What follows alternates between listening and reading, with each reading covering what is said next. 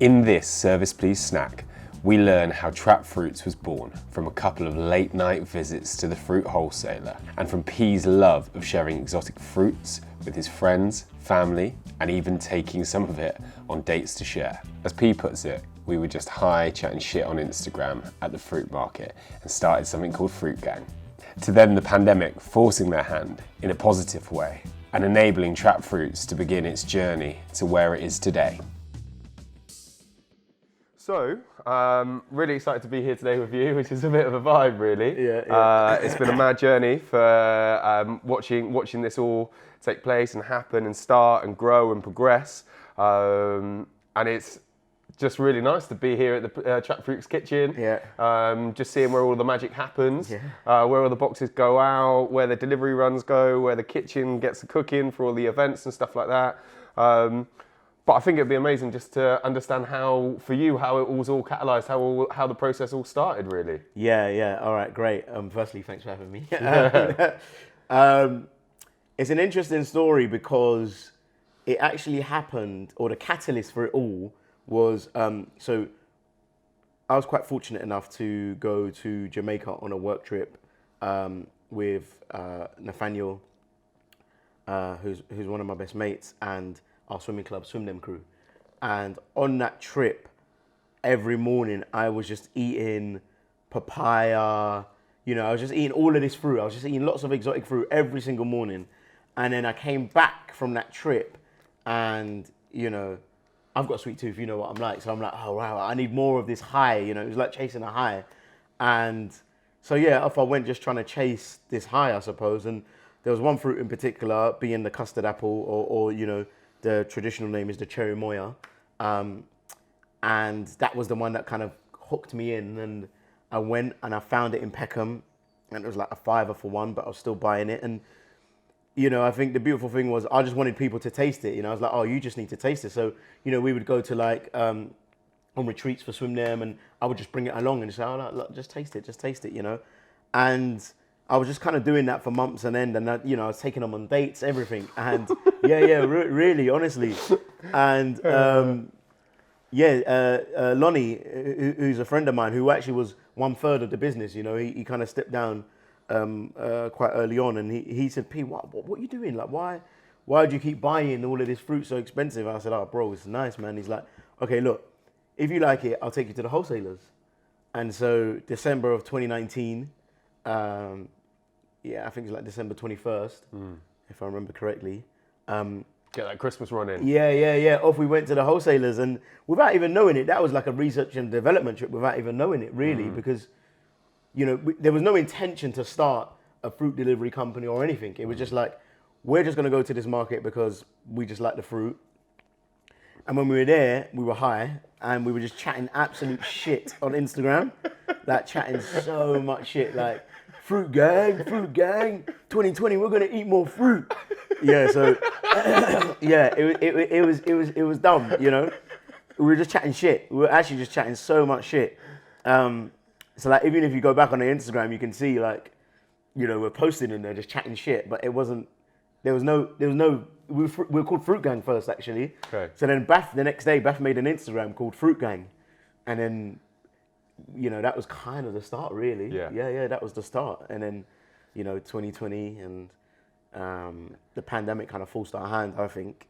Well, in a good way as well, because it kind of accelerated things. But, I've also got to give an honourable shout out to Safia Robinson, who's got a company called Sister Woman Vegan, because from that, like, December 2019 and January and February, Bath was kind of getting little bits and bobs, and we were just getting it for our mums and our aunts and stuff like that. And I wasn't too really involved that much, I was like, look, I've got a lot on. I'm not really trying to put more on my plate, sort of thing. And then Bath signed us up to this thing. Safia had an event, a vegan event, where it was like, they had like cooking demonstrations. You could kind of buy food there. It was almost like a mini market and like talks. So she hosted this event. Bash signed us up to it. He didn't even know what it was. He wasn't even in here. He was in Colombia. And I was like, fuck's sake. And I was like, oh, I'm not going to go to that. Fuck that. Because I was like, you're going to be in a room with people who know what they're talking about. Okay. Like, you can't bullshit bullshit, you know, and I don't really like doing that sort of stuff, you know, so I wasn't really going to go, but then, Safi, I was like, oh, come on, P, like, I was like, fuck, man. So, yeah, I went to the market on a Friday night, and I thought, all right, P, look, go to the market Friday night, and for context, it's like a night market, so the market starts at midnight and finishes at 8 a.m. Which wholesaler is this? It's in, it's called New Spitalfields. Yeah. Yeah. In Leighton. Leighton, yeah. So I went on a Friday night, because the event was on Saturday morning, I thought, look, go to the market Friday night and just have the fruit in your kitchen. If you wake up in the morning and you decide you don't want to do it, fine. But if you decide that you do, at least you've got the fruit there. So I woke up Saturday morning, obviously I went and did it. So I went and it was the first time I had to kind of like pitch what Trap Fruits was to a room full of strangers, essentially. You know, so it's quite a surreal experience. Like, everyone was kind of sat around, it sounds weird to say in like Kumbaya-ish, but everyone was sat on hay bales. Everyone was literally sat on hay bales in a circle, and I had to stand up and pitch Trap Fruits. Okay. And I said, I was just honest. I said, look, we're a new company. I said, look, I don't really know too much about it. I just know that I like it, and at the moment we're just in South London. And after that, and that was in February of 2020, after that event, I just saw the engagement, you know, I just started seeing like, oh wow, people are like interacting, people are engaging, people are like interested. So after that day, I took it serious. Like, that was the day. So I always have to big up Safia, because, you know, going to that event and pitching it to a room full of strangers and then seeing the engagement firsthand, I was like, right, I'm in. I'm all the way in. And then that was it. I was locked in.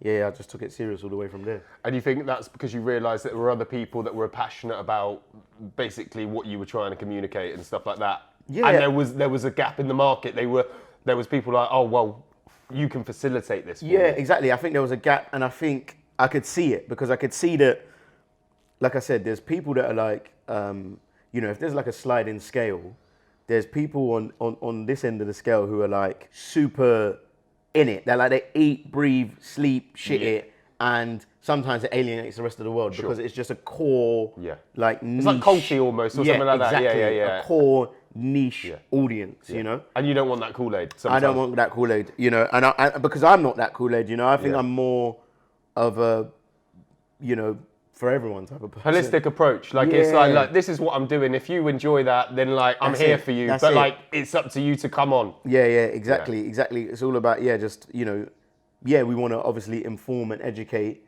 but you also want to be fun as well and engaging, you know? You don't want to be too preachy, which sometimes people on this end of the scale can be. So I kind of noticed that quite quickly.